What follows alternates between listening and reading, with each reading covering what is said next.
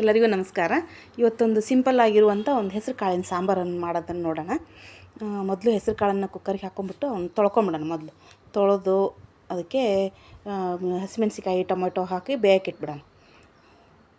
ಇದು ನೀವು ನೆನೆಸಿದ ಕಾಳಾದರೂ ಸರಿ, ಹಾಗೆ ಡೈರೆಕ್ಟಾಗಿ ಹಾಕಿದರೂ ಸರಿ ನಡೀತು. ಯಾವ್ದು ಹಾಕಿದರೂ ಓಕೆ, ಅದಕ್ಕೇನು ತೊಂದರೆ ಇಲ್ಲ. ಅದನ್ನ ಕುಕ್ಕರ್ ಇಟ್ಬಿಡೋಣ. ಅದು ಬೆಂದ ತಕ್ಷಣ ಈಗ ಸಾಂಬಾರಿಗೆ ಒಗ್ಗರಣೆ ಕೊಟ್ಕೊಳ್ಳೋಣ.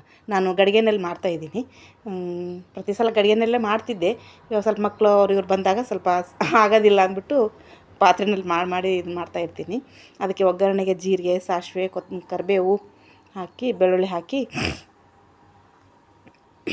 ಅದೊಂದು ಸ್ವಲ್ಪ ಕೆಂಪಗಾಗಬೇಕು. ಬೆಳ್ಳುಳ್ಳಿ ಕೆಂಪಗಾದ ತಕ್ಷಣ ಟೊಮೆಟೊ ಹಾಕೊಳ್ಳೋಣ. ಟೊಮೆಟೊನ ಮೆತ್ತಗಾದ್ಮೇಲೆ ಇದನ್ನು ಹಾಕ್ಕೊಳ್ಳೋದು, ಮಸ್ತ್ ಬಿಟ್ಟೋದು. ಇದು ಬೇಳೆ ಹೆಸರು ಕಾಳು ಬೆಂದಿರುತ್ತಲ್ವ, ಅದನ್ನು ಮಸ್ತ್ ಬಿಡೋಣ. ಇವಾಗ ನೋಡಿ, ಟೊಮೆಟೊ ಹಾಕಿ ಮುಚ್ಚಿಟ್ಬಿಡೋಣ.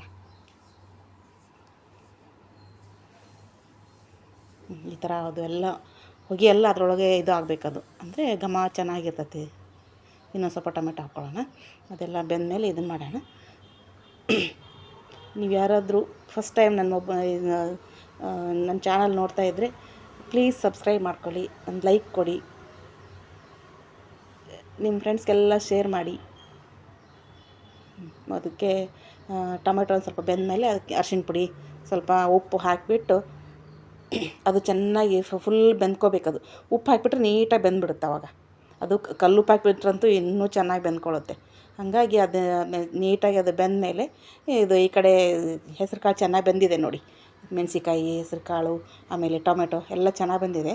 ಅದು ಮಸಿಯ ಗುಂಡಿಂದ ಚೆನ್ನಾಗಿ ಮಸ್ಕೊಂಬಿಡ್ಬೇಕು. ಫುಲ್ ಸ್ನ್ಯಾಶ್ ಆಗಬೇಕು. ಆ ಥರ ಸ್ನ್ಯಾಶ್ ಆಗಿದ್ದನ್ನು ಹಾಕ್ಕೊಂಬಿಡ್ಬೋದು. ಇದಕ್ಕೆ ನೋಡಿ, ಯಾರು ಬೇಕಾದರೂ ಮಾಡ್ಕೊಬೋದು. ಬ್ಯಾಚುಲರ್ಸ್ ಸಮ ಮಾಡ್ಕೊಬೋದು, ಅಷ್ಟು ಚೆನ್ನಾಗಿದೆ ಆಗ್ತದೆ. ಆಮೇಲೆ ಇದು ಗಡಿಗೆದಲ್ಲಿ ಮಾಡ್ತಾಯಿದ್ದೀವಲ್ವ, ಅದು ಒಂದು ಸ್ವಲ್ಪ ಒಂದು ಮುಕ್ಕಾಲು ಭಾಗ ಕುದ್ರೆ ಸಾಕು, ಆಫ್ ಮಾಡಿಬಿಡ್ಬೇಕು ಆವಾಗಲೇ. ಇಲ್ಲಾಂದರೆ ಮತ್ತು ಆಮೇಲೆ ಅದು ಉಪ್ಪು ಬಂದುಬಿಡ್ತೈತಿ.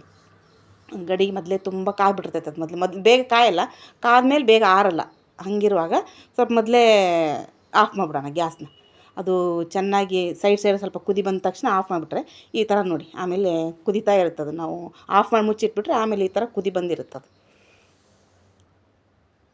ಈ ಥರ ಹಿಂಗೆ ಮಧ್ಯದಿಂದ ಕುದಿಬೇಕದು, ಅಂದರೆ ಸಾಂಬಾರು ಚೆನ್ನಾಗಿ